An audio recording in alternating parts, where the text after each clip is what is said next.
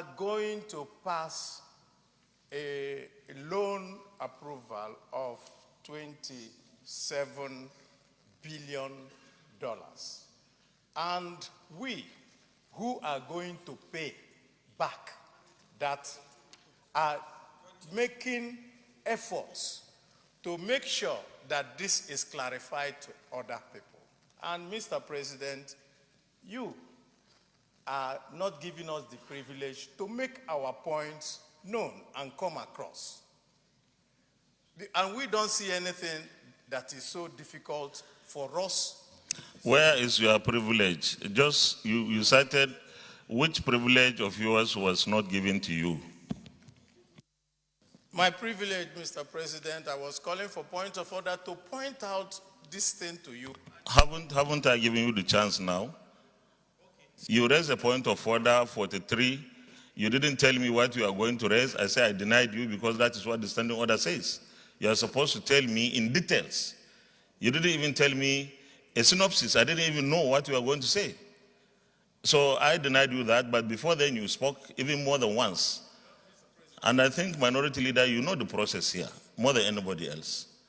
You have not been denied your privilege. In fact, the minority has had more than a fair share in this respect.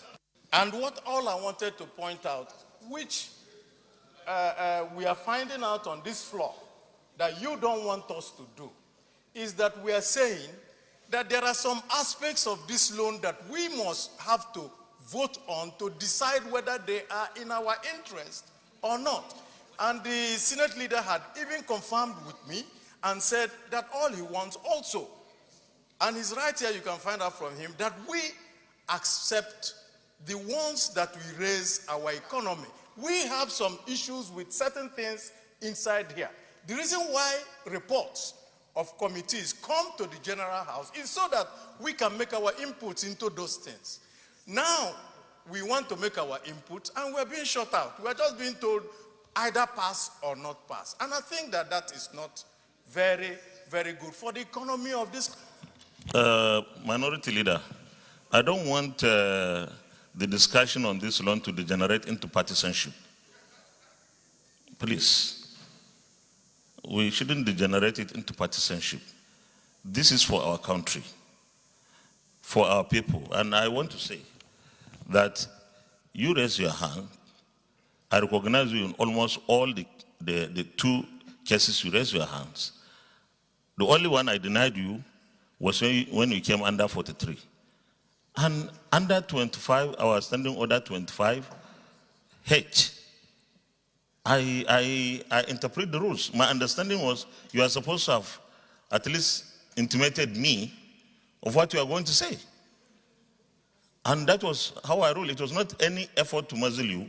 So there is nothing wrong in voting against whatever you don't want. Nobody is saying you shouldn't do that. And if you have an explanation that will guide us, we have taken so much explanations from our colleagues that will guide us to process this report. So we don't have to degenerate it into partisanship. I think we have come a long way. You are putting us in a very impossible situation because you're telling us to pass even those things that we approve of. It's either we say no or we say yes. And we say that that is not the way that we do our debates here.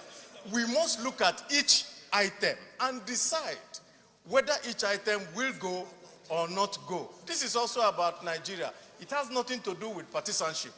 Actually, if you want to talk about partisanship, some of our colleagues here have also complained that this is lopsided in one section of this country. And we didn't want to make an issue of it.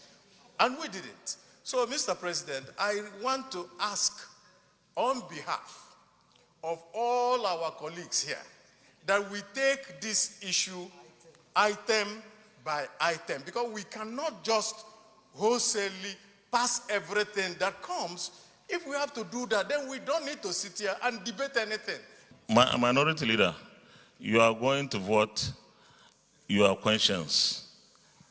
I will ask the committee when I'll put the recommendations into vote.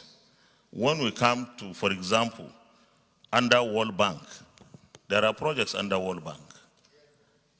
We'll ask the committee chairman to tell us, no, I'm not asking you to speak, please, so that it doesn't turn into only you and I. We'll ask the committee chairman, projects under World Bank, he names them, projects under Islamic Development Bank, and so on and so forth, and we vote. There is nothing like trying to suppress anybody. I don't even believe in that. In fact, it would be unfair for you to accuse me of suppressing the minority. You are behaving like a majority. Everybody here is just listening to you.